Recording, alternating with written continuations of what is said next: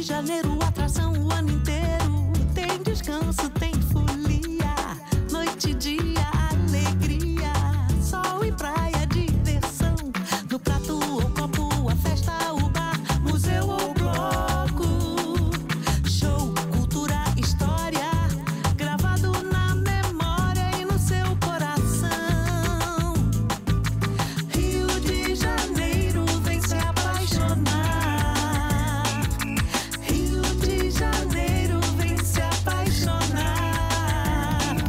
Cidades maravilhas, campo, mata, serra e trilha, em estado de emoção. Tem o Rio de Janeiro, que você já ama, e o Rio, que ainda vai conquistar você. Apaixone-se pelo Rio. Rio de Janeiro, vem se apaixonar. Rio de Janeiro, vem se apaixonar. Governo do Estado do Rio de Janeiro.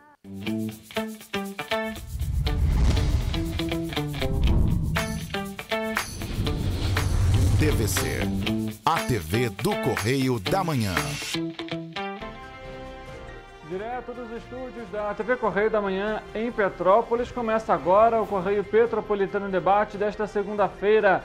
Hoje daremos destaque a Teresópolis. O PSD Petrópolis vai analisar a denúncia da vereadora Gilda Beatriz em relação à discriminação que afirmou que sofreu por parte do presidente da Câmara Municipal, vereador Júnior Coruja, também no mesmo partido.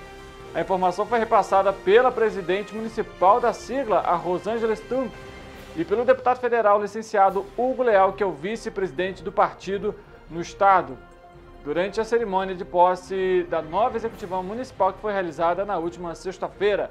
O Correio Político de hoje debate o tema. Para ter sucesso na realização das provas do Exame Nacional do Ensino Médio, o Enem, é preciso, além de estudo, prestar atenção às exigências e proibições estabelecidas pelo edital para não correr o risco de ser eliminado no dia da prova. O Instituto Nacional de Estudos e Pesquisas Educacionais Anísio Teixeira, o INEP, estabelece todos os anos uma série de regras a serem cumpridas pelos candidatos no dia da avaliação.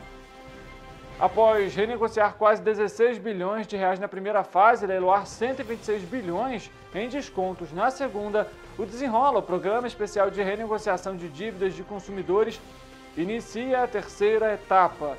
Nesta segunda-feira será lançado a plataforma online para o refinanciamento de dívidas bancárias de consumos de até R$ 5.000 para devedores que ganham até 2 salários mínimos. O IBGE inicia hoje a coleta de Pesquisa Nacional de Demografia e Saúde 2023, realizada em parceria com a Secretaria de Atenção Primária à Saúde do Ministério da Saúde.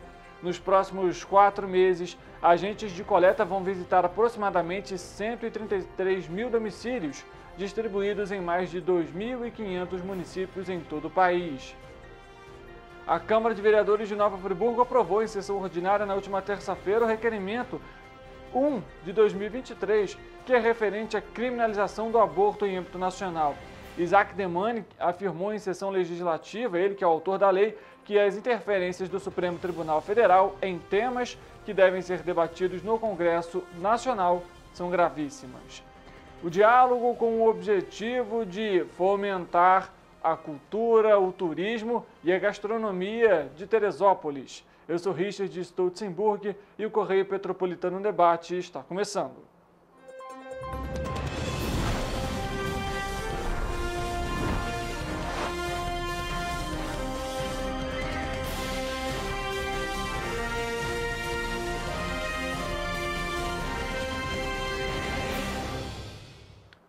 Olá, uma ótima tarde para você que nos acompanha. Seja muito bem-vindo a mais uma edição do Correio Petropolitano Debate. Começando aí segunda-feira, início de semana, e a gente aqui ao vivo com você. É sempre muito bom ter a sua presença, a sua companhia e também dar essa possibilidade de levarmos a informação até você aí em casa. A gente lembra que você pode nos acompanhar também pelas plataformas digitais, no seu tablet, no seu celular, em TV Correio da Manhã no Facebook, no YouTube, onde a nossa programação também é transmitida ao vivo, no nosso site tvc16.com e, é claro, você também pode ficar antenado e bem informado sobre tudo que acontece na nossa área de cobertura, também pelo Instagram Correio Petropolitano. A gente dá início agora à nossa edição e a gente aborda Nova Friburgo, porque a Câmara de Vereadores de Nova Friburgo aprovou em sessão ordinária na última terça-feira o requerimento 1 de 2023 referente à criminalização do aborto em âmbito nacional. O documento de autoria do vereador Isaac Demani, do PP, tem a finalidade de ser encaminhado à Câmara dos Deputados e também ao presidente, deputado federal Arthur Lira, presidente da Câmara, bem como a Frente Parlamentar contra o Aborto e em Defesa da Vida, manifesto aprovado em plenário pelos integrantes da Casa de Leis, no sentido de incluir prioritariamente na pauta de votação o seguinte projeto, 434 de 2021, que institui o Estatuto do Nascituro, que dispõe sobre proteção integral dos nascituros e dá outras providências. É um tema sensível à sociedade, visto que 70% da população é contrária à legalização do aborto. Isaac Demani, o autor do projeto, afirmou em sessão legislativa que as interferências do Supremo Tribunal Federal, ou seja, do STF, em temas que deveriam ser debatidos pelo Congresso Nacional são gravíssimas. E ressaltou que os ministros do STF não representam o povo. Frente à discussão, a vereadora Mayra Felício, do PT, se mostrou contrária à aprovação do requerimento por ele favorecer um projeto de lei que desfavorece mulheres em situação de vulnerabilidade social. Na sessão realizada, Mayara apontou que não pode ser um projeto que obriga mulheres vítimas de violência sexual a prosseguir com a gestação e mencionou em debate que quem mais sofre no Brasil com a falta de políticas públicas voltadas ao aborto legal e seguro são as mulheres mais vulneráveis. A parlamentar ainda ressaltou em sua fala que milhares de crianças no primeiro semestre do ano foram registradas sem reconhecimento paterno nas certidões e também demarcou que o aborto no Brasil só funciona com a classe alta, pois possibilita que mulheres consigam ter acesso a clínicas de alto padrão para realizar o procedimento. Após a fala do vereador, ela foi criticada por outros parlamentares que alegaram que a colocação foi infeliz. De acordo com os dados da Pesquisa Nacional de Aborto, a PNA de 2021, mostram que em cada 7 mulheres com idade próximas aos 40 anos já realizou pelo menos um aborto no Brasil. O levantamento realizado em novembro de 2021 ouviu mais de 2.000 mulheres em 125 municípios. Segundo estudos, o aborto é o 5º causador de mortes no país, quando não há óbito em procedimentos mal feitos que causam graves sequelas ao corpo feminino. Para se falar em aborto, é necessário pensar também na estrutura social. Cada vez mais mulheres são abandonadas em meia gravidez pelos respectivos parceiros e deixadas aí sem uma perspectiva. Isso precisa também ser levado em consideração. Os cartórios de registro civil do Brasil mostram que até o presente momento 136.288 crianças foram registradas sem o nome do pai. É um assunto delicado, mas isso também não justifica tirar a vida de uma criança, né? E já que falamos sobre a questão política, vamos agora ao Correio Político de hoje.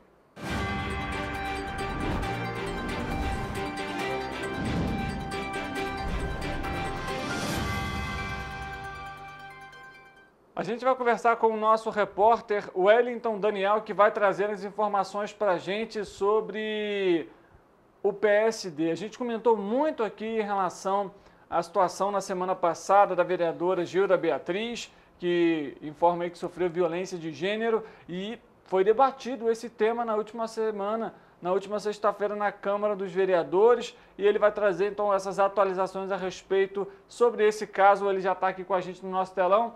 Wellington, boa tarde para você, seja muito bem-vindo. O que foi debatido, apresentado durante essa conversa na última sexta-feira na Câmara? Boa tarde, Richard. Boa tarde a todos de casa. Richard, o PSD Petrópolis vai avaliar a denúncia da vereadora Gilda Beatriz em relação à discriminação que afirmou que sofreu por parte do presidente da Câmara de Vereadores, o vereador Júnior Coruja, que também é do PSD. A informação foi repassada pela presidente municipal da sigla, a Rosângela Stumpf, e pelo deputado federal licenciado Hugo Leal, que é o vice-presidente do partido aqui no estado. Na cerimônia de posse da nova executiva municipal, na última sexta-feira. Essa cerimônia aconteceu lá na Câmara Municipal também. O recado da defesa das mulheres na política foi dado logo na entrada do evento, com uma faixa afixada na entrada da Câmara Municipal. A presidente municipal disse que vai se dar por impedida por também estar envolvida nessa história aí, em todas essas questões com o vereador Júnior Coruja. Nós vamos então acompanhar agora a fala da Rosângela falando sobre essa questão. Ser levado o caso ao partido, para o partido estar discutindo, né? Eu vou me dar por impedida, porque afinal de contas eu acabei sendo envolvida nessa história, né? Não fui nomeada para um cargo, meu nome foi vetado. Então, uma série de coisas, né? E, enfim, vamos estar levando e eu só vou me dar por impedida, que eu sempre fiz política limpa. Então, acompanhamos aí. Agora também vamos ver então a fala do deputado federal licenciado Hugo Leal. Olha, isso é um assunto que foi interno aqui. Esse assunto está chegando à direção, eu caminhei também à direção regional para que a direção regional posicionasse. Eu não quero tomar nenhuma atitude precipitada. Esse assunto está interno aqui na Câmara de Vereadores de Petrópolis. São dois correligionários do mesmo partido, do nosso partido. Obviamente, conversei, dialoguei com os dois, esperando que isso não torne uma situação ainda mais difícil, né, de solução. E o que eu tenho feito, o que eu tenho sugerido é uma harmonia. Agora, o que não pode acontecer, e infelizmente isso aconteceu, estava havendo realmente uma discriminação aqui com a vereadora. Ela tomou uma posição, a posição dela foi pessoal, foi uma decisão que ela dialogou também com os parceiros dela, com os apoiadores. Entendi, compreendi e agora cabe a nós tentarmos dentro do universo partidário, no município, municipal e regional, ver a melhor solução e, obviamente, dar as condições para que a gente possa apoiar a nossa vereadora e, obviamente, ela voltar a ter o espaço dela aqui político. Então, qual é o papel do PSD hoje aqui? É aguardar, né, a consolidação dessas ações aqui, primeiro, dentro do processo, dentro do parlamento municipal. Eu respeito muito o parlamento, eu sou um parlamentar, não vou interferir, essas são ações internas aqui.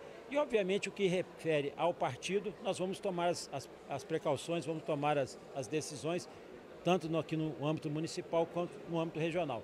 Mas, primeiro, vamos ouvir, vamos deixar aqui a solução ou as alternativas que forem dadas aqui pelo parlamento municipal.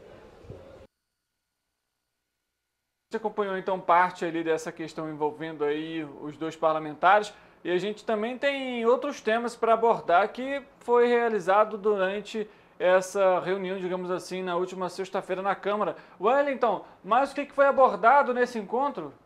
Richard, teve bastantes bastidores aí da política petropolitana durante esse encontro. Foi um encontro realmente importante para a política, envolvendo aí todas essas questões dos vereadores e também das eleições de 2024.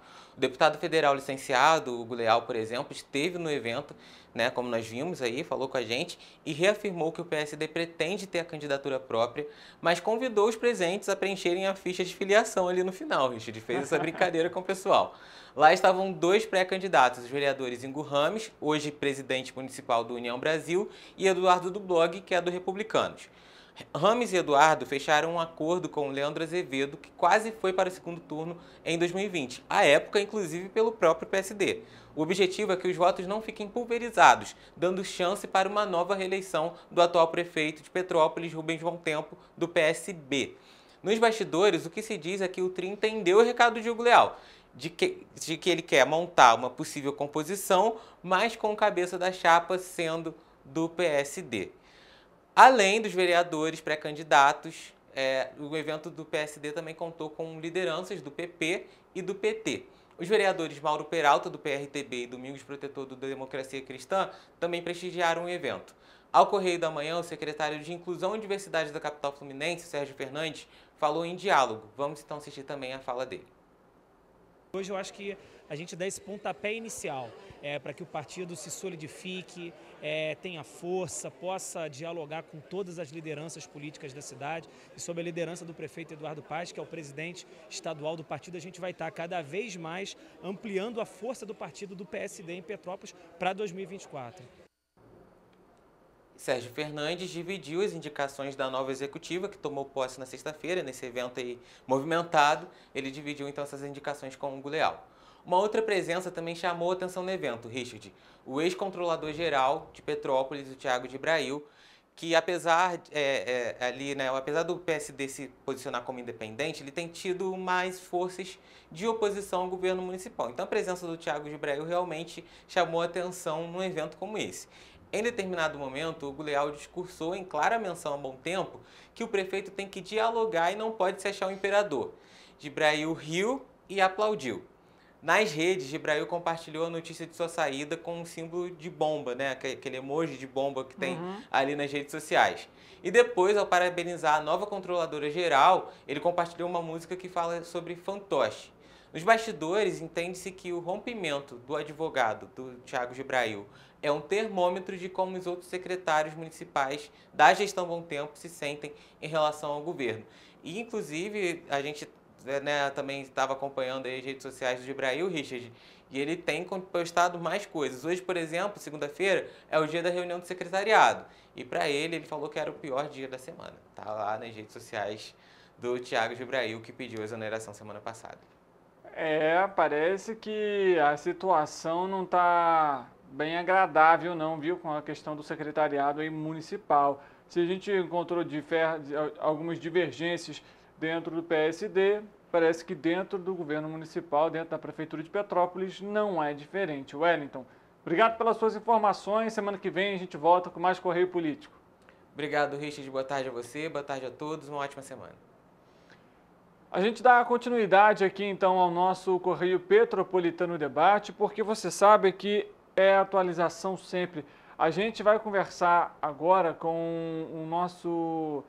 Perdão, a gente vai trazer aqui outras informações primeiro, daqui a pouco a gente vai fazer o contato direto com Brasília. A gente vai falar agora sobre o seguinte: a prova que deve fornecer aí 260 vagas de estágio em Petrópolis e que foi realizada no último domingo, chegou aí a 720 candidatos que responderam a prova online por meio do site da Prefeitura de Petrópolis. O exame contou com 30 questões de múltipla escolha, sendo 15 de língua portuguesa e 15 de matemática lógica. Os candidatos precisam obter, no mínimo, 15 pontos para garantir a aprovação. O gabarito e o resultado parcial da prova serão divulgados hoje. E nos dias 10 e 11, a Prefeitura recebe possíveis recursos. O resultado final será divulgado no dia 20 deste mês. Todas as informações estão disponíveis no site da Prefeitura. Das 260 vagas disponíveis, 130 são para estudantes de nível médio e técnico e outras 130 para nível superior, nas áreas de administração de empresas, arquitetura e urbanismo, ciências contábeis, econômicas, direito, educação física, engenharia civil, enfim, além de farmácia, comunicação social, publicidade e propaganda, gestão de recursos humanos e também gestão de turismo. Para o ensino superior, a carga é de 30 horas semanais e a Bolsa Auxílio é de R$ 831,60 para candidatos de nível superior. Para candidatos de ensino médio, né, de nível médio, a carga também é de 30 horas semanais e o auxílio será de R$ 623,70. Chegou a hora do momento do esporte aqui no Correio Petropolitano Debate. Nosso repórter Gabriel Hatz já está aqui com a gente para trazer as atualizações a respeito desse fim de semana aqui no nosso município. Gabriel, seja muito bem-vindo. Boa tarde para você. O que tivemos de esporte nesse fim de semana? Boa tarde, Richard. Boa tarde a todos de casa. O Serrano, como a gente já vem acompanhando, está disputando o Campeonato Carioca Série B1. Ele disputou neste domingo no estádio Atílio Marotti contra o Nova Cidade e venceu por 3-0, uma lavada. No primeiro tempo, aos 30 minutos, Alex Gol, que chegou de reforço nessa temporada, marcou o primeiro de pênalti. Aí o goleiro nem se mexeu, o goleiro nessa daí, né? Já no segundo tempo, aos 40 minutos, após roubar uma bola no meio de campo, o Canela corre muito, hein? Meteu um golaço. Não é à toa o apelido, né? Não é à toa, corre muito. Eu já estive acompanhando ele dentro de campo, 90 minutos correndo. E para finalizar, aos 47, após uma assistência do Rafinha, o artilheiro Polhão. Como sempre, tem que ter gol dele, né? Se tem gol do jogo de Serrano, tem gol do Polhão. E falha da defesa ali, né? Perdeu uma bola dentro da grande área. É algo aí um tanto quanto que deve ter estressado o treinador da equipe, mas resultado positivo. Aí o atacante não perdoa, né? Fora de gol, não tem como. É isso aí. Inclusive, o Serrano aí mostrando, né, apesar da derrota na semana passada, manteve aí a cabeça em pé, serena e levou aí o resultado 3 pontos então, né, Gabriel? Vale lembrar que não foi nenhuma derrota, foi um empate, mas pela Copa Rio. A desclassificação, né? Acaba que é a derrota... É uma eliminação, né? É uma eliminação. Ninguém gosta, né? Mas na B1 eles estão voando. Se puder colocar na tela a tabela do campeonato, Serrano está líder. Vamos acompanhar então a tabela também. Tá aí para você na tela. Serrano, 12 pontos, 5 jogos, 4 vitórias e 1 derrota. Aproveitamento aí de 80%.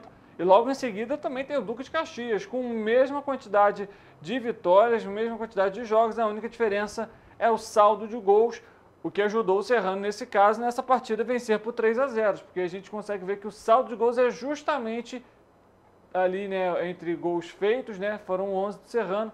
E a equipe do Duque de Caxias, por exemplo, realizaram isso, fizeram 8 gols.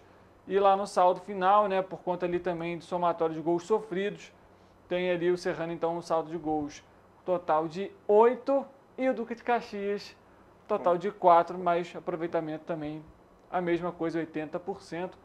E aí seguido ali pelo Paduano, com 9 pontos, Barra da Tijuca também com 9 pontos. E na zona da degola ali, Nova Cidade, 7 de abril. 7 de abril que ainda não pontuou no campeonato. Nenhuma derrota, nenhuma vitória, nenhum empate nessa situação, né?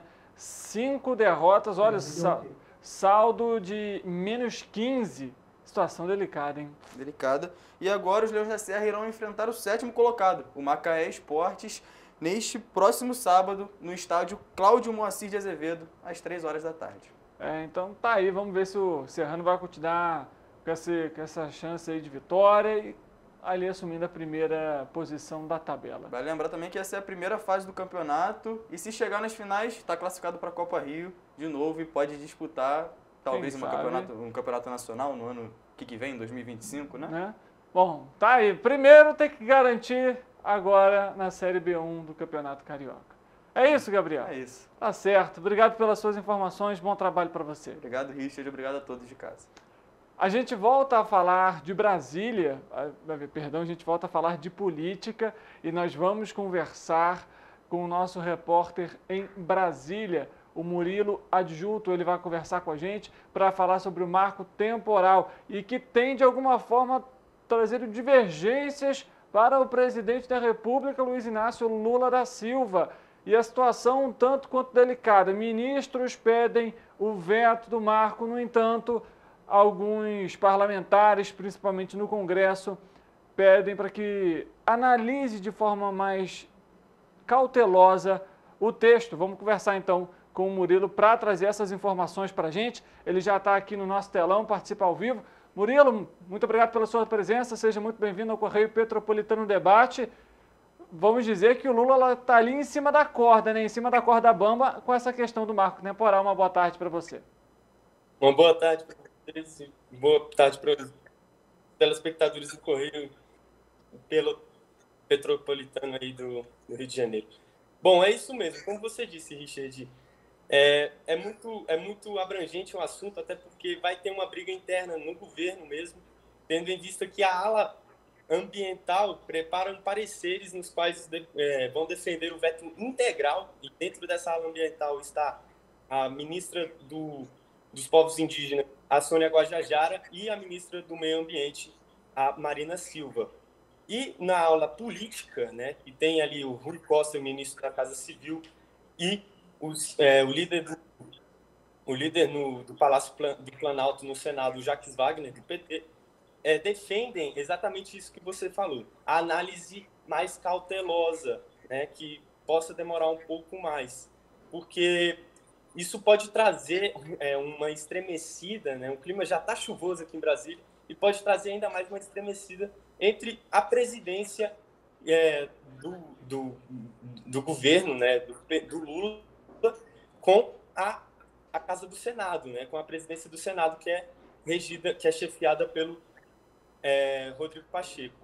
Então, isso pode trazer um pouco meio de, como a gente disse, né, meio que uma divergência entre os ministros, entre mesmo o governo, dentro do governo e fora do governo também. Com toda certeza, Murilo. O presidente Lula, que sempre consegue aí de alguma forma, né, tem esse objetivo de articular aí com todas as esferas, seja a Câmara dos Deputados, seja o Senado, e aí agora sofre essa, digamos, essa difícil missão aí em relação ao marco temporal. De alguma forma, ou vai agradar aos ministros dentro do governo, ou de alguma forma agradar os parlamentares. O que pode se esperar, justamente, Richard, é que vai afetar dentro do governo, muito dentro do governo, né? Com o posicionamento do Lula, que sempre demonstrou e levantou a bandeira de ser de esquerda e apoiar muito as causas ambientais, agora com esse veto aí em cima dele, pode trazer um pouco de rigidez nessa questão. O que a gente entende disso é que o ministro Rui Costa e o líder do Palácio do Planalto é que eles querem, como eu disse antes, eles querem uma análise mais demorada e possa só vetar alguns trechos do texto mesmo, né, que foi aprovado pelo Senado. O Senado aprovou esse projeto do marco temporal e da demarcação das terras indígenas por 43 votos e 34 contrários, né? Esses 34 vêm dentro do governo, são parlamentares do governo petista, tá?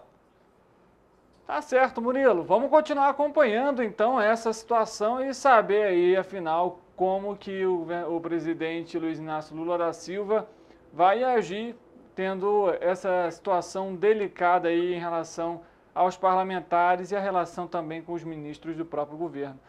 Justamente, só mais uma coisinha, só para agregar aí, os pareceres de cada ministério, né, eles vão passar ainda pela mão do Rui Costa, vão ver se vão se tornar constitucionais ou não, e com a decisão do STF, que foi inconstitucional, né, no marco temporal que não foi aprovado no STF, o Jacques Wagner pode entrar aí na mente do Lula falando que, olha, você não precisa ter esse veto por completo, porque no STF, no Supremo Tribunal Federal, não foi aprovado, então você não precisa ter pressa para isso, né, para vetar isso de uma maneira completa e integral. Né?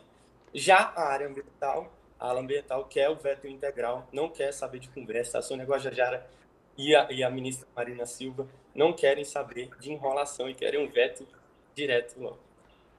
Situação bem difícil para o presidente, viu, Murilo? Obrigado pelas suas informações, Murilo. Direto de Brasília, conversando com a gente aqui no Correio Petropolitano Debate. Bom trabalho para você. Obrigado, Richard. Boa tarde, bom trabalho para você também. Murilo Adjuto conversando com a gente ao vivo, direto de Brasília, trazendo aí também as movimentações a respeito do que acontece e que envolve aí, é claro, um tema um tanto quanto importante. A gente muda de assunto. A Secretaria Municipal de Educação de Teresópolis inicia nesta segunda-feira e segue até o dia 31 de outubro a pré-matrícula online para os alunos do pré-escolar pré-1 e pré-2 e também do 1º ao 9º ano do ensino fundamental para o ano letivo de 2024. A pré-inscrição deve ser feita por meio do site educação.teresópolis.rj.gov.br, tudo junto. Ao acessar a página, existirá um link específico para realizar esse cadastro. Os alunos já matriculados na rede municipal de ensino não precisam fazer esta inscrição. O período para pré-matrícula para berçário, maternal e também para jardins nas creches municipais será agendado e divulgado. Destinado a alunos de escolas privadas estaduais e estudantes de outros municípios, a inscrição é feita exclusivamente pelo site de Teresópolis que a gente falou e para preencher o formulário de cadastro é preciso ter em mãos o número do RG, o CPF do responsável ou do representante legal, além de um comprovante de residência no nome do responsável e também o nome completo do estudante na qual ele vai estar na escola em 2024. a Secretaria Municipal de Educação ainda frisa que para concluir a pré-matrícula não será necessário anexar os documentos, apenas preencher os dados solicitados. Além disso, devem ser selecionadas 3 opções de unidades de ensino de preferência para a pré-matrícula. Entretanto, as opções de escolas assinaladas no ato da pré-inscrição não garantem a vaga em alguma das unidades escolhidas, uma vez que a distribuição das vagas e da alocação dos alunos está condicionada à verificação do endereço do aluno e da existência de vagas nas unidades próximas à residência. Os resultados serão divulgados no site oficial da Prefeitura de Teresópolis. O cadastro segue até o fim deste mês. Após renegociar quase 16 bilhões de reais na primeira fase e leiloar 126 bilhões em descontos na segunda fase, o Desenrola, Programa Especial de Renegociação de Dívidas de Consumidores, inicia a terceira etapa nesta segunda-feira. Será lançada a plataforma online para o refinanciamento de dívidas bancárias de consumo de até R$ 5.000 para devedores que ganham até 2 salários mínimos. Desenvolvida pela B3, a Bolsa de Valores Brasileiras, a plataforma está disponível no site www.desenrola.gov.br e para acessá-la o consumidor precisa ter o cadastro no portal gov.br com nível de conta prata ou ouro e estar com dados cadastrais atualizados. Em seguida, o devedor terá de escolher uma instituição financeira ou empresa inscrita no programa para fazer a renegociação. Em seguida, basta selecionar o número de parcelas e efetuar o pagamento. A página vai listar os credores que oferecem descontos por ordem de juros, do mais baixo para o mais alto. Na etapa de leilões, 654 empresas apresentaram as propostas, com um desconto médio ficando em 83% do valor original da dívida. No entanto, em alguns casos, o abatimento superou esse valor, dependendo da atividade econômica. Os consumidores precisam ficar atentos. A portaria do Ministério da Fazenda, que regulamentou o Desenrola, dá 20 dias a partir da abertura do programa para que as pessoas peçam as renegociações de suas dívidas. Caso o devedor não renegocie nesse intervalo, a fila anda e a oportunidade vai para outras pessoas. Então, não deixe de aproveitar. Falando sobre outro tema também importante para ter sucesso na realização das provas do Exame Nacional do Ensino Médio, o Enem, é preciso, além de estudo, prestar atenção nas exigências e proibições estabelecidas pelo edital, para não correr o risco de ser eliminado no dia da prova. O Instituto Nacional de Estudos e Pesquisas Educacionais, Anísio Teixeira, o INEP, estabelece todos os anos uma série de regras a serem cumpridas pelos candidatos no dia da avaliação. A gente montou aqui para você que está nos acompanhando uma série de dicas aí a respeito sobre o Enem. Critérios que levam à eliminação do candidato. A gente separou uma lista aí. Entre elas está se comunicar com outros candidatos durante o exame. Isso é proibido e o fiscal pode, nesse exato momento, tirar a sua prova. Não só a sua, mas também do candidato na qual você estava conversando. Outra questão importante, utilizar livros, notas, celular, relógio e papéis impressos. A gente sabe, quando você chega lá para realizar o Enem, você precisa colocar o relógio, qualquer tipo de objeto, acessório dentro de uma sacola, ela é vedada e você fica com ela debaixo da sua mesa. Se utilizar qualquer tipo de acessório, calculador, exemplo, também corre o risco de ser eliminado no dia do exame. Compartilhar imagens ou sons relacionados ao exame. A gente já viu, infelizmente, em alguns casos, em algumas edições, as pessoas tirando fotos da prova, as pessoas compartilhando áudios sobre determinadas questões. É algo que também pode levar à eliminação do candidato. Além disso, sair da sala após 13h da tarde sem o acompanhamento do fiscal. É necessário pedir autorização, ele acompanha você até, se você vai encher, por exemplo, ali a sua garrafinha de água, mas é preciso solicitar essa saída da sala para você fazer, enfim, pegar ali a água, beber, tomar um ar.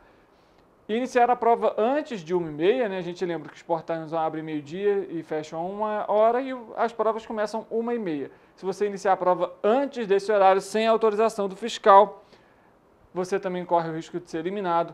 Além disso, se o celular emitir som durante o exame, mesmo que ele esteja dentro da sacola, você também é eliminado. E a documentação inválida. Alguns, por exemplo, aí leva sempre muito cuidado e atenção, porque tem todos os documentos necessários. Se você leva ali alguma documentação inválida, vencida, por exemplo, é um risco que você perde aí para você também ter ali a sua eliminação. Vamos às dicas, então, também para você que está nos acompanhando e vai realizar o Enem nesse ano. Fazer as provas antigas, pelo menos os últimos 3 anos. Você consegue acessar as redações, as provas no site do INEP, faça as questões. Se você ficou com alguma dúvida, separe essas, peça ajuda a algum professor da área, realize as redações, é sempre muito importante a prática das redações. Além disso, acompanhar leituras, notícias dos últimos 18 meses, para você ficar antenado, é claro, principalmente para o tema da redação, em que inclusive vale 1000 pontos. E é sempre uma grande aflição aí para todos os estudantes. Treinar o preenchimento do cartão resposta é uma situação que pode inclusive fazer com que você perca a oportunidade de ganhar uma bolsa, porque se você responde, por exemplo, a questão 23, na questão 22, todo o seu restante das respostas vai estar errado de acordo com o que você considerou na prova. Então, muita cautela, é sempre importante treinar esse preenchimento do cartão resposta, até porque no dia, se não tiver preenchido corretamente, você corre o risco de perder também toda a pontuação. É importante ter equilíbrio entre os estudos e o descanso, principalmente dias, semanas antes do exame. Descansar, realizar atividades prazerosas e fazer sim revisões a respeito do tema, mas sempre priorizando esse descanso para você chegar bem para o dia da prova. Os portões, lembrando, abrem meio-dia, fecham a 1h da tarde. Realização dos exames neste ano, no dia 5 de dezembro, é a primeira prova, e que englobam as questões de língua portuguesa, códigos e ciências humanas, além da redação. E no dia 12 de novembro, as questões de ciências da natureza e matemática. Lembrando que no dia 5 de dezembro, o período para fazer a prova é maior, ele se estende até as 7 horas da noite, e para o dia 12 de novembro, até as 6h30 da noite, justamente por conta ali do período de redação. Boa sorte para você que vai realizar o Enem neste ano. A gente aqui no Correio Petropolitano Debate ainda vai trazer uma série também de dicas, orientações para você que vai realizar o Enem ou vai fazer algum vestibular, concurso público nesse ano. O IBGE inicia nesta segunda-feira a coleta de Pesquisa Nacional de Demografia e Saúde, a PNDS 23. Realizada em parceria com a Secretaria de Atenção Primária à Saúde do Ministério da Saúde. Nos próximos 4 meses, agentes de coleta vão visitar aproximadamente 133 mil domicílios, distribuídos em mais de 2.500 municípios em todo o país. Além de investigar características gerais dos moradores e domicílios, como educação, trabalho e rendimento, a pesquisa de 2023 tem perguntas sobre avaliação do estado de saúde e satisfação com o atendimento no serviço de saúde, situações da vida familiar, como uniões, planejamento reprodutivo, filhos, realização de pré-natal, conhecimento e uso de métodos contraceptivos, entre outros, além de saúde e nutrição das crianças de até 5 anos e questões da vida individual de homens e mulheres. Além disso, pela primeira vez, o IBGE vai perguntar tanto a orientação sexual quanto a idade de gênero dos brasileiros. Com abordagem mais detalhada, temáticas diversificadas e desenho metodológico específico, a pesquisa deste ano representa um avanço, tanto nas pesquisas do IBGE sobre a saúde, quanto em relação às edições anteriores da própria pesquisa no país, que não foram realizadas pelo IBGE. É válido ressaltar que a pesquisa é uma pesquisa domiciliar amostral, ou seja, entrevista somente alguns domicílios que foram selecionados por métodos estatísticos para representar o país. Vamos mudar de assunto e de região. A gente vai conversar agora com a nossa repórter, a Ana Luísa Rossi, ela que está em Volta Redonda, que vai falar sobre as visitas realizadas pelo governador Cláudio Castro na região Médio Paraíba e como que essas visitas também impactaram aí a política na região. Ana, uma boa tarde para você, seja muito bem-vinda. Afinal, essa visita foi positiva ou negativa? Seja muito bem-vinda.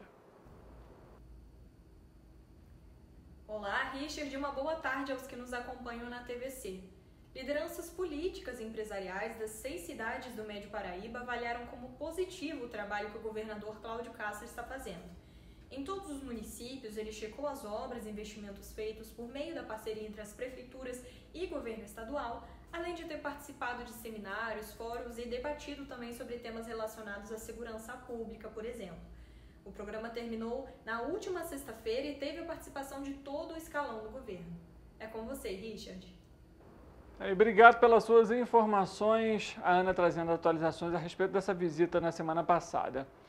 Em ação integrada com as demais forças de segurança, a Secretaria de Estado de Administração Penitenciária do Rio de Janeiro realizou nesta segunda-feira uma operação especial de inteligência na penitenciária Gabriel Ferreira Castilho, a Bangu 3, e na penitenciária Jonas Lopes de Carvalho, que é a Bangu 4, com o objetivo de impedir que lideranças criminosas presas pudessem transmitir ordens aos comparsas durante a Operação Maré. A intervenção, que contou com a participação de cerca de 250 inspetores de polícia penal, teve como objetivo, então, desarticular a rede de comando das facções que atuam na região por meio do bloqueio prévio dos aparelhos celulares e apreensões de equipamentos. Por meio de uma parceria com a Secretaria Nacional de Políticas Penais, a SEAP conseguiu identificar e inabilitar aparelhos celulares que estavam sendo utilizados por esses custodiados em ambas as unidades prisionais. Para realizar o procedimento, a SEAP contou com dispositivos tecnológicos trazidos para a Secretaria para o Rio de Janeiro, especialmente para a operação, que foram aí utilizados em cooperação por inspetores da Polícia Penal aqui do Rio de Janeiro, da Subsecretaria de Inteligências Policiais Penais Federais a partir da muralha das unidades. Ao mesmo tempo que as forças de segurança deram início à Operação Maré, com ações no Complexo da Maré, Vila Cruzeiro e Cidade de Deus, a SEAP também promoveu uma operação nas penitenciárias Bangu 3 e 4, com a apreensão aí dos aparelhos celulares. Durante a ação foram apreendidos cerca de 1 kg de material aparentemente entorpecente e 58 aparelhos celulares, 34 em Bangu 3 e 24 em Bangu 4. Parte deles foi submetida à perícia. O setor de inteligência do governo do estado este ano está querendo aí também quebrar, né, a criptografia dos aparelhos para recuperar mensagens eventualmente que tenham sido apagadas para auxiliar nas investigações. As informações úteis obtidas por meio dessa análise vão ser disponibilizadas para a Polícia Civil. Para essa vistoria, a Subsecretaria Operacional lançou também em mão de uma nova arma contra o crime, também adquirida esse ano, o scanner de mão. Munidos com o equipamento, os inspetores de polícia penal podem checar esconderijos improvisados por presos para ocultar aparelhos celulares e outros itens ilícitos dentro das celas e identificar itens que antes poderiam passar despercebidos. Um dos suspeitos de matar 3 médicos na semana passada está entre os alvos da operação nesta segunda-feira no Rio de Janeiro. A Polícia Civil acredita que os médicos foram mortos por engano por um grupo criminoso chamado de Sombra, que é vinculado ao Comando Vermelho. Segundo a principal linha de investigação da polícia, um dos médicos foi confundido com o desafeto do grupo Sombra, por isso foi morto na madrugada da última quinta-feira, dia 5 de outubro. Outros 3 médicos que estavam com ele foram baleados nos ataques a tiros, dos quais 2 morreram e 1 ficou ferido. Os 4 estavam em um quiosque na orla da Barra da Tijuca quando ocorreu o atentado. O secretário estadual de Polícia Civil, José Renato Torres, disse que o grupo Sombra era composto por 5 pessoas, das quais 4 foram mortas horas depois do assassinato dos médicos. Os corpos foram encontrados em 2 carros na madrugada já da sexta-feira. A morte deles teria sido ordenada pela liderança do Comando Vermelho, que ficaram insatisfeitas com a repercussão do caso na imprensa. Segundo o secretário, a prisão deste último suspeito de matar os médicos pode ajudar a elucidar o crime. E as investigações seguem em andamento. Olha, segunda-feira, início de semana, vamos saber como que fica a previsão do tempo.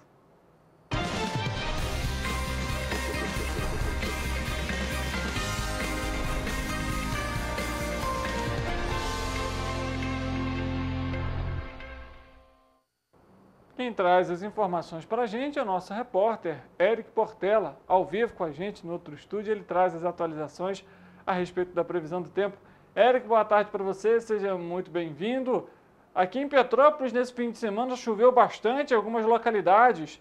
A chuva permanece para essa segunda e também terça-feira? Boa tarde, Richard. Boa tarde para você aí de casa que está nos assistindo. Olha, hoje eu já quero começar a previsão informando vocês sobre um alerta de chuvas intensas que foi divulgado pelo Instituto Nacional de Meteorologia hoje às 10 horas da manhã. O aviso se encontra no grau mais baixo de severidade, mas é bom ficarmos atentos e evitar áreas de risco.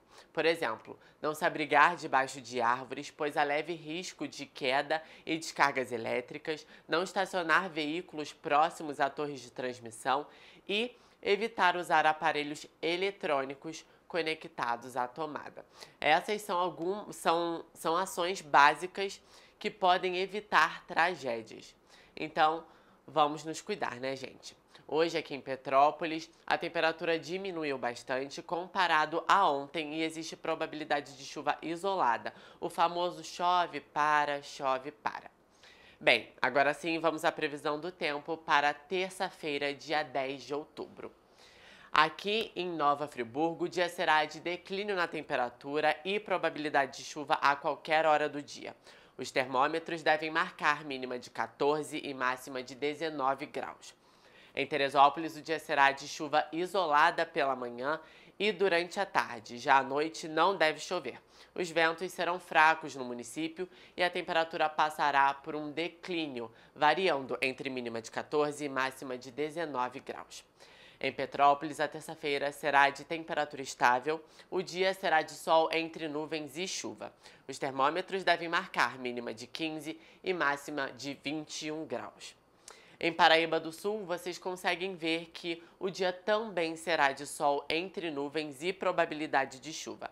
A diferença mesmo é na temperatura mínima, que deve ser um pouco mais alta, variando entre mínima de 19 e máxima de 21 graus.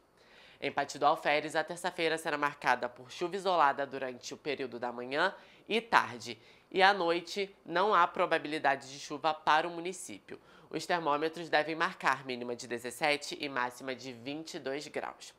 E em Três Rios, o dia será de ventos fracos, muitas nuvens no céu, chuva e declínio na temperatura, que deve variar entre mínima de 19 e a máxima será de 22 graus.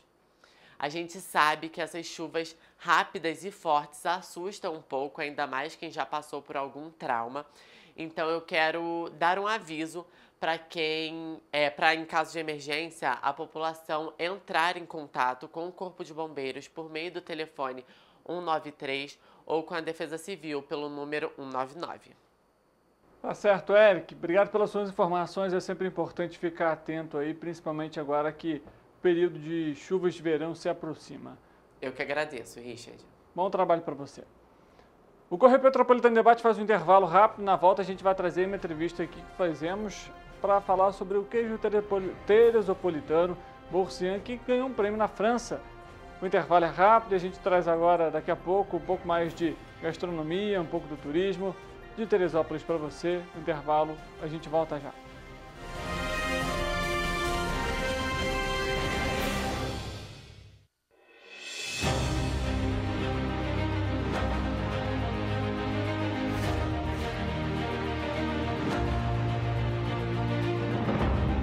Jornalismo de direita. É jornalismo direito. Correio Petropolitano.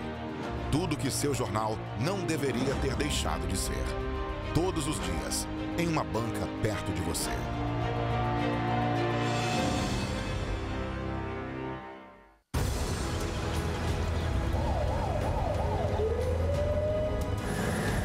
O governo do estado do Rio já investiu mais de 8 bilhões na saúde.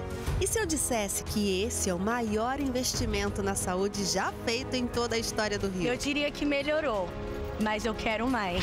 Depois de 3 anos parados, os mamógrafos móveis estão de volta. Pra gente cuidar melhor das mães e dos bebês. O governo do estado também está investindo na saúde especializada.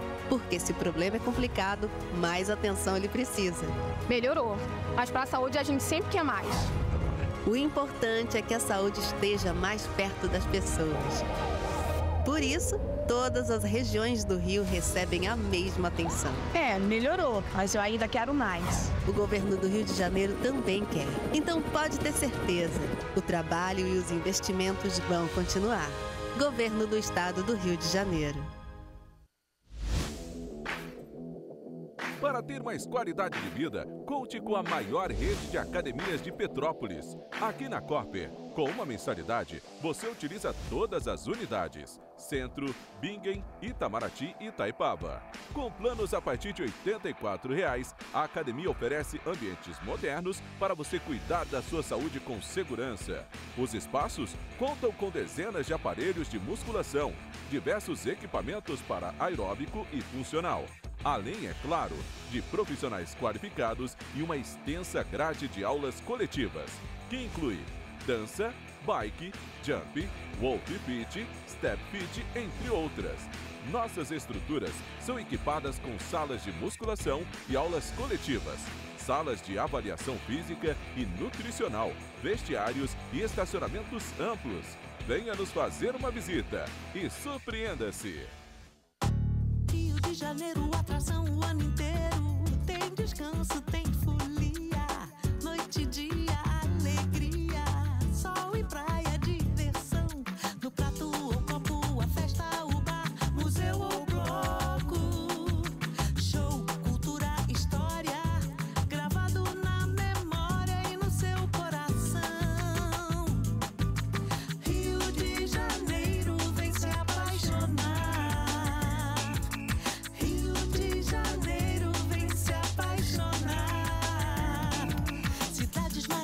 Campo, mata, serra e trilha, em estado de emoção. Tem o Rio de Janeiro, que você já ama, e o Rio, que ainda vai conquistar você. Apaixone-se pelo Rio. Rio de Janeiro, vem se apaixonar.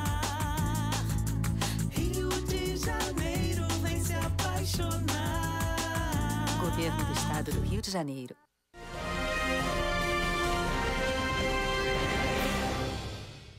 Iniciei a nossa entrevista aqui. Johnny, primeiro queria que você se apresentasse para a gente, por favor, falasse seu nome, seu cargo e também sobre o tema que a gente vai abordar hoje. Tá ok. Bom, primeiramente, boa tarde, né? Eu sou o Johnny aqui da Queijaria, no Hotel Le Canton, em Teresópolis. Nós temos a queijaria em atividade aqui já desde 2012. Então, a gente já está com bastante tempo de caminhada, né? Bastante produção de queijo desde então. No decorrer dessas produções de 2012 para cá, a gente já participou de alguns concursos de queijos nacionais e internacionais, né? De 2017 para cá.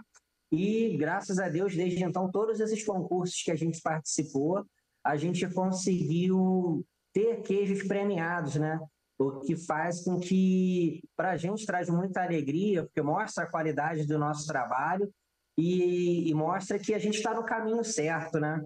O último concurso no qual a gente participou aconteceu agora, no dia 10, 11 e 12 de setembro, na França. Nós tivemos queijos, né, inscritos nesse concurso, onde foram inscritos 1.640 queijos, né, do mundo inteiro, e do Brasil nós tivemos 81 queijos premiados, né, e entre esses queijos o meu, graças a Deus, estava lá. A gente conseguiu uma premiação com o nosso produto. Então, para a gente é uma alegria muito grande poder levar, né, o nome do nosso país, do nosso estado e cidade, né, para o mundo, mostrando que sim, a gente tem um local bom e queijos bons de qualidade aqui também no Rio de Janeiro. Johnny, agora qual que foi o queijo que foi premiado e como que foi também, é claro, receber essa premiação? Então, o queijo premiado é uma história até engraçada. Ele é um queijo artesanal francês, né? Então, a gente fez esse queijo aqui e encaminhou ele para a França, né? Então, nós mandamos o nosso queijo para lá, ele foi premiado e mostra para a gente que a gente está no caminho certo, respeitando todas as técnicas de produção, sendo fiel, né, ao trabalho que tem sido executado. Esse queijo, ele é uma massa de Boursin temperada, ele vem regado com óleo, azeite e ervas finas, né? Esse tipo de queijo, geralmente, quando encontrado aqui no Brasil, é bem comum encontrar ele com leite de vaca. Nós começamos a fabricar ele com leite de vaca em 2012, porque muitas pessoas têm algum tipo de preconceito com queijo de cabra, infelizmente. É um queijo muito saudável, tem um teor de lactose muito baixo, a gordura também. Então, é um queijo que, para quem está buscando para quem tem alguma tolerância à lactose ou buscando uma alimentação mais controlada, é um queijo muito indicado. Mas, devido àquele retrogosto caprino, muitas pessoas têm algum preconceito. Então, eu pensei, poxa, por que não fazer esse queijo para agradar os dois públicos, né? Aqueles que não gostam de queijo de cabra e os que gostam também, já que ele mantém a mesma textura pastosa, ele mantém a mesma acidez característica, né? Então, a gente foi bem fiel na produção, mudando somente o leite, e a gente conseguiu, né? Um resultado muito bom.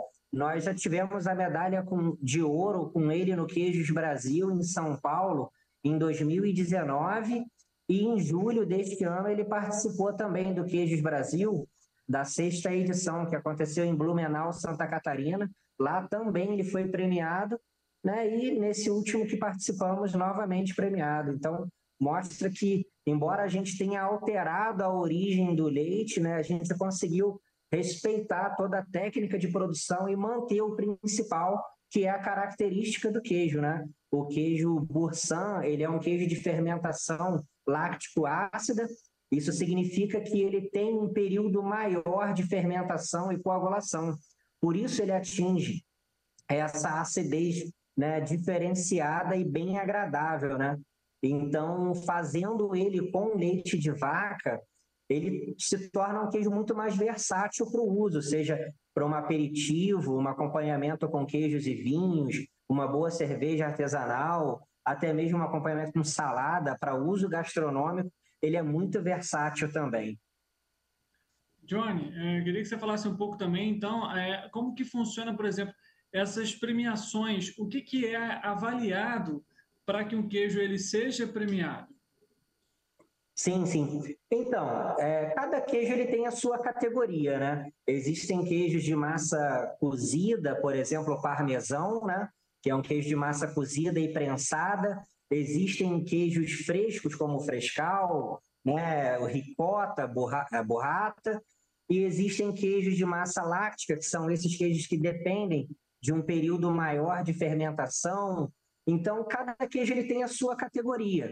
Então, o queijo ele é inscrito nessa categoria no qual ele pertence, e chegando lá, né, constando a categoria, os jurados vão avaliar sensorialmente. Então, eles vão provar, né, vão ver o aspecto físico do queijo, né, a estrutura, a casca, né, a firmeza, isso tudo é avaliado, o paladar, o cheiro, né? São as análises sensoriais, né? Então, tudo ali vai indicar a pontuação que o seu queijo vai fazendo de acordo com o que eles vão estar avaliando, né? Hoje, por exemplo, esses queijos, eles são queijos bem aromáticos, então ele tem que ter um bom aroma, bastante sabor, tem que ter uma cor bonita, dependendo do queijo, cremosidade ou não. Então, isso tudo né, faz parte do critério de avaliação do produto até chegar ao resultado. E, Johnny, você comentou logo no início aqui do nosso bate-papo, né, que a queijaria foi aberta em 2012, são aí basicamente 11 anos já em funcionamento nessa produção. Quando foi, então, que vocês iniciaram, por exemplo, ou decidiram participar dessas premiações, desses concursos? Então, o Hotel Le Canton, ele é um resort imenso, né? Então, são 3 complexos nesse hotel. Nós temos o hotel principal, temos o Hotel Magique e tem o Hotel Fazenda. Esses 3 complexos, eles fazem parte da rede Le Canton. Então, na fazenda, existe uma fazendinha, onde o hóspede vem, acompanha a ordenha, vê os animaizinhos, né? E pensaram, por que não fazer uma queijaria? Fizeram uma queijaria, para que o hóspede pudesse também acompanhar como faz um queijo, como que é a vida diária da fazenda. Então, foi um projeto que deu muito certo. A gente começou a fazer queijos aqui, primeiramente, com o intuito de ser um atrativo, né? As pessoas, da mesma forma que acompanhavam uma ordenha, as vaquinhas, eles vinham aqui e acompanhavam como que fazia o queijo, provavam o queijo no café da manhã e algumas degustações que são feitas aqui.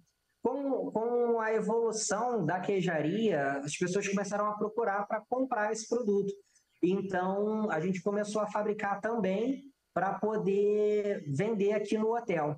Então, uma vez participando de um concurso, participando de um evento aqui da cidade, em 2016, eu conheci um rapaz que ele já tinha participado como jurado de algum concurso. E ele falou, cara, eu fui jurado ano passado do Queijos Brasil, eu provei o seu queijo, ele é maravilhoso. Ele tem todo o potencial para participar desse concurso. E inicialmente eu nem sabia que existiam esses concursos, né, para avaliação de queijos e tudo mais. Assim como tem hoje para vinhos, né, cervejas. Então eu não sabia até então. Aí ele ficou de me disponibilizar informações futuras, pegou o meu contato. Aí no ano seguinte ele me mandou, olha, em agosto vai acontecer o Queijos Brasil novamente, a 3ª edição. Se você quiser participar, é só inscrever o queijo e enviar e aguardar. Aí eu trouxe a ideia para o hotel, né, para os meus superiores, e eles compraram a ideia e ficou todo mundo naquela. Será que vai dar certo, né? Vai que, né? E graças a Deus, na primeira edição que a gente participou, eu mandei 2 queijos de linha de parmesão, eu mandei um feito com leite de cabra e um feito com leite de vaca, que até então eram os nossos queijos carro-chefes, né? E eles tiveram a premiação logo no primeiro concurso que a gente participou. O de cabra foi avaliado com queijo com a medalha de prata e o de vaca com a medalha de bronze. Então, para a gente foi uma alegria imensa ver que a gente tinha conseguido, num concurso nacional, né, ter destaque com os nossos queijos que eram fabricados aqui. Até porque a nossa queijaria, ela não tem aquela ambição industrial. A gente zela muito pelo amor, cuidado e pelo produto artesanal. Como a gente tem bastante hóspedes que frequentam o hotel com bastante rotatividade, a gente quer oferecer para eles a mesma experiência que eles tiveram na primeira estadia. Então, eles se hospedaram, comeram o queijo e tiveram aquela memória afetiva. Então, quando eles voltarem aqui 1 ano, 2 anos, eles vão provar o queijo, vão ter aquela lembrança e vão ver que mantém a mesma qualidade. Então, a gente procura, né, trabalhar sempre com essa qualidade, esse cuidado para fidelizar, né, o nosso produto e o nosso público. Então, a gente começou a participar desde então, de 2017 em diante, né, nós participamos dos concursos e, graças a Deus, tivemos sempre destaques, né, nos nacionais e internacionais também. Em 2021, a gente participou do primeiro internacional. A gente teve uma medalha de ouro e uma de prata com queijo artesanal que a gente faz aqui também. E agora esse na França, né? A gente também teve essa premiação. E são quantas premiações até o momento que a queijaria já tem? Hoje nós temos 13 premiações, né? São 13 premiações no total, entre concursos nacionais e internacionais. Aí nós temos medalhas de ouro, prata, bronze, são vários prêmios que a gente conseguiu adquirir desde então, graças a Deus. Johnny, voltando mais especificamente a esse queijo agora premiado, queria que você falasse um pouco sobre a questão da produção desse queijo. Quanto tempo leva? Existe algum cuidado especial para a produção desse queijo? Existe diferença na produção, por exemplo, com o leite de cabra e o leite de vaca? Então, esse queijo em especial, ele é um queijo de fermentação láctico-ácida, como eu tinha falado antes. Isso significa que ele depende de um tempo maior de coagulação e fermentação. Existem, por exemplo, hoje, como queijo frescal, que é um queijo de fermentação enzimática, né? A gente faz o processo de pasteurização, né? Terminou a pasteurização, adiciona ali o fermento láctico, né? Ou ácido láctico, e em seguida o coagulante. Em 30 minutinhos a massa já virou o queijo, é só fazer o corte e informar. Esse queijo em especial, ele depende de 12 horas, né, de fermentação e também de dessoração, para que ele atinja uma textura diferenciada e também a acidez, que é a característica maior desse queijo, né? Então, existem, né, hoje, por exemplo, nós temos aqui na nossa queijaria 12 tipos de queijos diferentes, né? Então, eu tenho hoje queijos que têm a massa cozida e casca lavada, a massa semicozida. A massa semicozida você tem que retirar um pouco do soro, né, num determinado momento da produção e depois adicionar água quente para trazer uma textura diferenciada para o queijo, para ele ficar com uma casca bem dura e o centro do queijo bem cremoso, bem macio, como o raclette, por exemplo, que é aquele queijo que derrete, né? Então, existem vários tipos de processos. Nós temos alguns aqui, esse do Boursin, por exemplo, que demora aproximadamente umas 12 horas, né, de coagulação e também de dessoração. Tem queijos que, por exemplo, a gente faz num dia, leva para maturação e vai cuidando dele ali durante 9 meses, que é o nosso parmesão aqui, até ele ficar pronto para saída, né, para comercialização. Johnny, como que foi o impacto, até mesmo também de visitantes aí no espaço, justamente após as premiações? Porque surgiu ali também como um incentivo até para que o público conheça o lugar aonde são produzidos esses queijos premiados, né? Sim, sim. Então, as pessoas, quando começam a sair nos canais de informações, os resultados de premiações, de produtos, né, de qualidade, extrema qualidade às vezes, as pessoas têm o desejo de consumir, conhecer. Então, nós tivemos uma grande procura em conhecer a estrutura da queijaria. A nossa queijaria aqui no Le Canton, ela é toda como um aquário, ela é toda espelhada, então você consegue ver todos os passos da produção aqui dentro e ver o quão limpo, o quão organizado, o quão comprometido com a qualidade nós somos, e isso traz uma segurança para eles de consumirem também esses produtos. Então a procura ficou muito grande para as pessoas saberem como que faz um queijo, né? Porque muitas pessoas às vezes têm aquela... minha avó fazia queijo, mas fazer queijos mais técnicos exigem mais trabalho, exigem às vezes mais detalhes que às vezes a gente não nem imagina, né? Como, por exemplo, a adição de fungo em queijo. Quando a gente fala fungo, a gente fica assustado, né? Imaginando, nossa, comer fungo. E é algo que é bom, né, para o queijo, é bom para quem vai consumir também. É comprovado biologicamente que faz bem ao organismo esses tipos de fungos, né, que são adicionados na casca do queijo, como o camembert, por exemplo, que é adicionado penicílio. Então, aqui as pessoas conseguem ver todos esses processos, conseguem tirar todas as dúvidas e conhecer, né, o produto. E assim, quando se trata de um produto premiado, às vezes a pessoa não quer nem provar, já quer logo levar. Nós tivemos algumas experiências aqui com hóspedes que vieram aqui na queijaria, a gente estava conversando, aí o cara falou assim, ele provou os queijos, nossa, os queijos são maravilhosos, muito bom, mas eu vou comprar numa delicatessen que tem a caminho, porque lá tem queijos premiados. Porque a maioria dos queijos, eles têm uma identificação, né, uma medalhinha. A gente não coloca essas medalhinhas nos nossos queijos. Aí eu falei, olha, todos os nossos queijos também são premiados nos mesmos concursos que aqueles lá participaram. Então, se a ideia é consumir um queijo premiado, você já tem em mãos um queijo que você provou, conheceu, sabe que é bom e é premiado. Então já vai me poupar a viagem. Aí ele leva, sabe? Então as pessoas às vezes querem esse queijo premiado para poder presentear, né? Para poder ter uma experiência em casa, um bom vinho, né? Uma boa companhia, para usos gastronômicos também é bastante utilizado. Johnny, queria que você falasse um pouco também. A gente sabe que o interior do estado ele tem muito essa característica de ser produtor, independentemente do tipo de produto, mas especificamente falando agora sobre o queijo, você acredita que essas premiações também trazem a valorização para o produtor que trabalha no interior do estado? Com certeza, com certeza. é muito...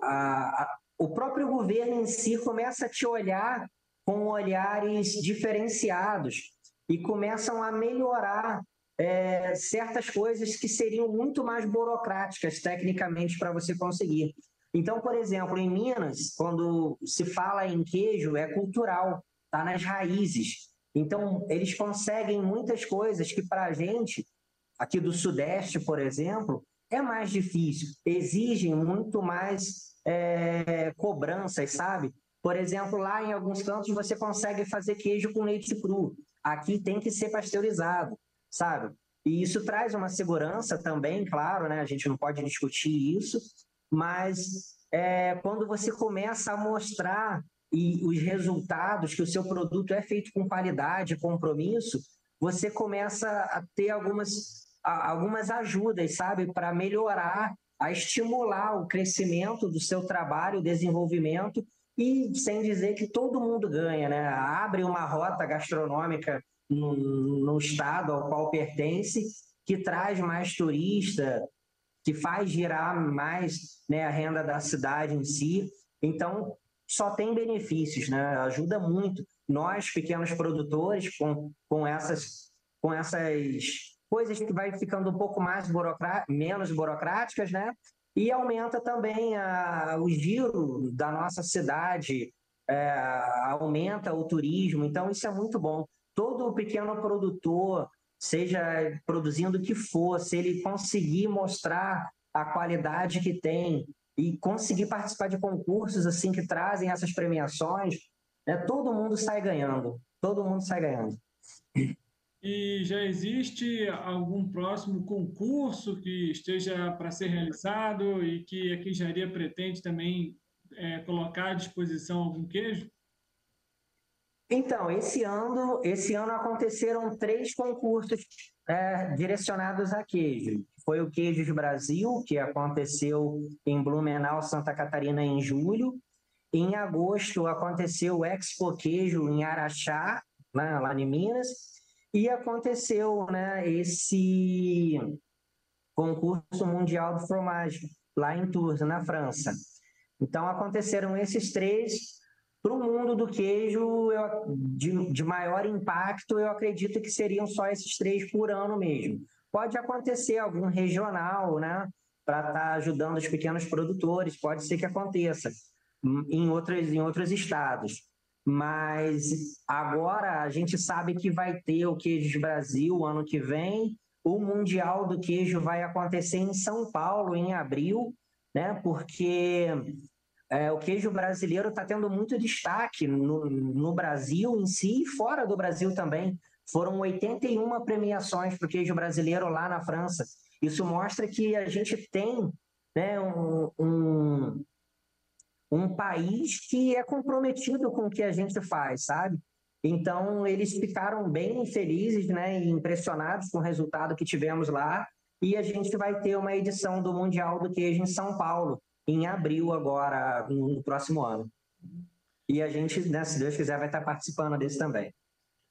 Johnny, em relação então, à preparação, por exemplo, do queijo para um festival, há um cuidado mais especial, um movimento mais bonito, alguma coisa assim, para tornar aquele queijo, digamos, justamente mais especial para ser levado para um concurso?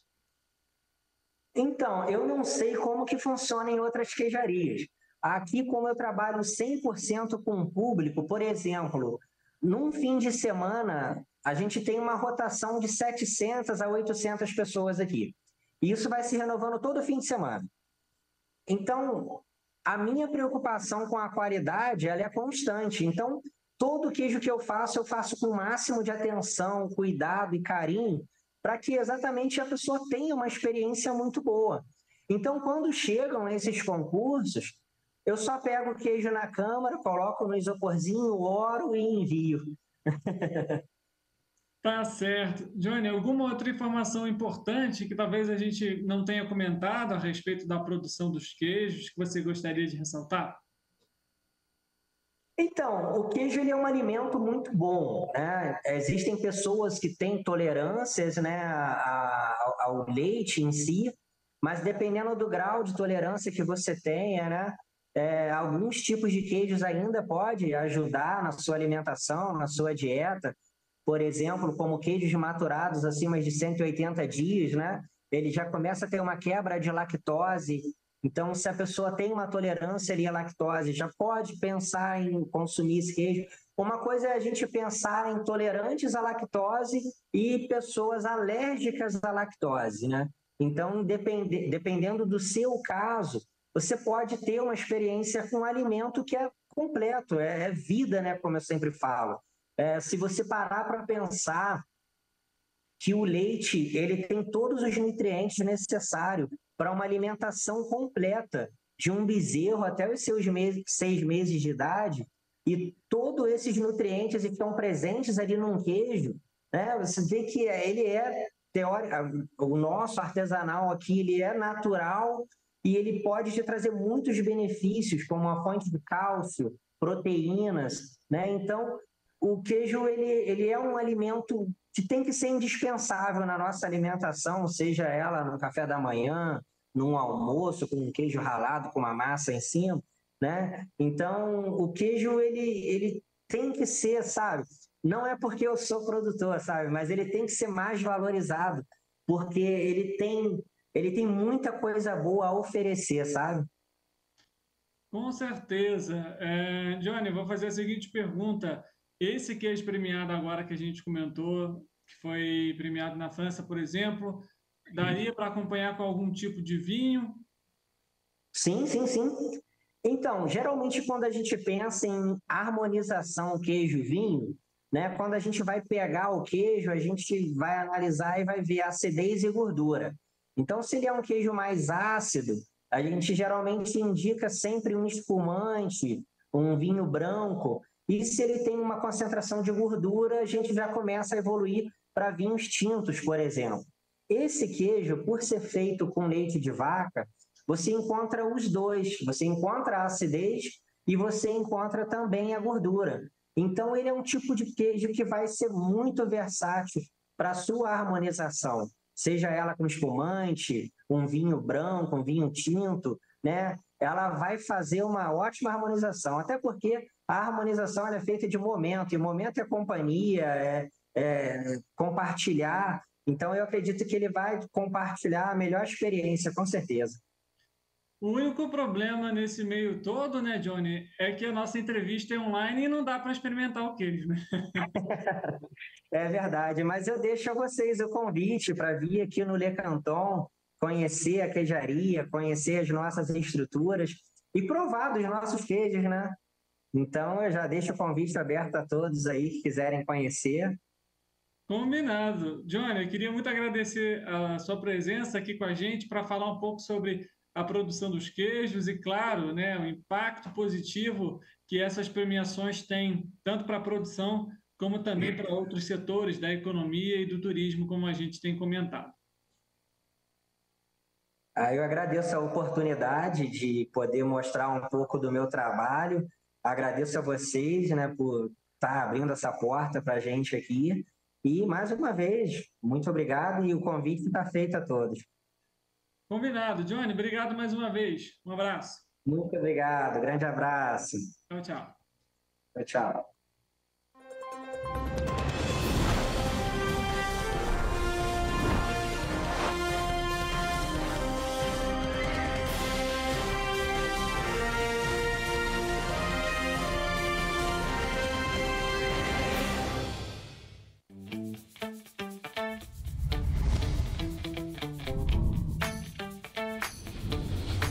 TVC, a TV do Correio da Manhã.